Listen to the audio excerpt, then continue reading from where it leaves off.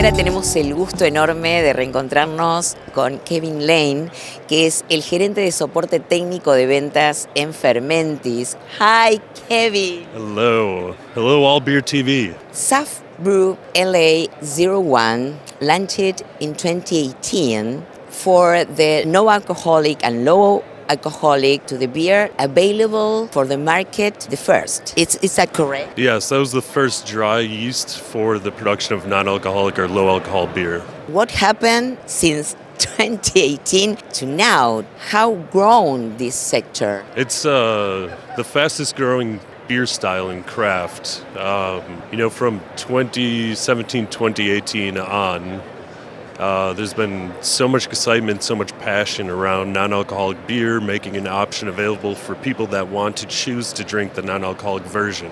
When Fermentis launched LA01, the intention was to give an option for brewers to have a easy-to-use, simple application, more flavorful beer, but still being non-alcoholic.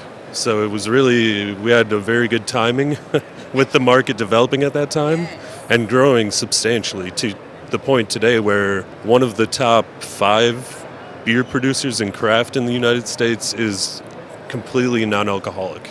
Are there any news developments now?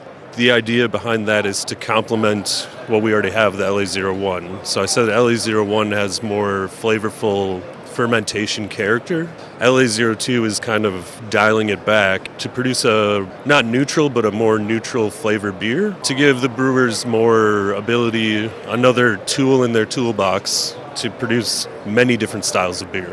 Can you explain a little bit more? Sure, yeah. So it's a Toilospora Delbrucki, whereas the SAF Brew LA01 is a Saccharomyces cerevisiae variety Chevalieri. So this is a non-Saccharomyces yeast, which is not common per se in beer making, but common in other fermentations. Really, you're going to have more raw material show because the yeast isn't influencing the flavor of the beer with fermentative flavors so much. Of course there still is, but it's not to a level that's going to be overwhelming the palate. So you can have more focus on the malt, more focus on the hops, brew many different styles of beer because of the strain being less fermentative flavor forward. There's been a lot of use in wine production over the years, and in fact, what we say about the use in beer is kind of the opposite of what you have coming in from wine.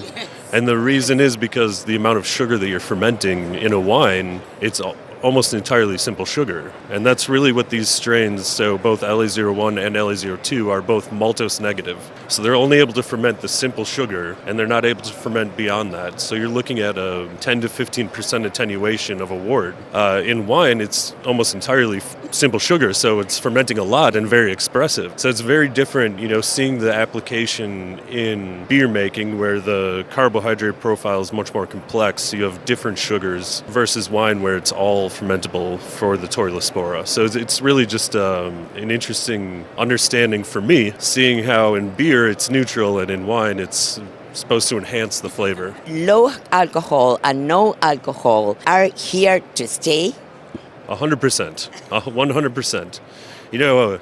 Me personally, it's not my choice. I prefer the traditional old-fashioned beer with alcohol. But I understand having that offering for the customer. Because whether it's pregnancy, whether it's a lifestyle choice, healthy, if you're the designated driver, there's so many reasons. And especially in South American countries where it's a 0.00 limit.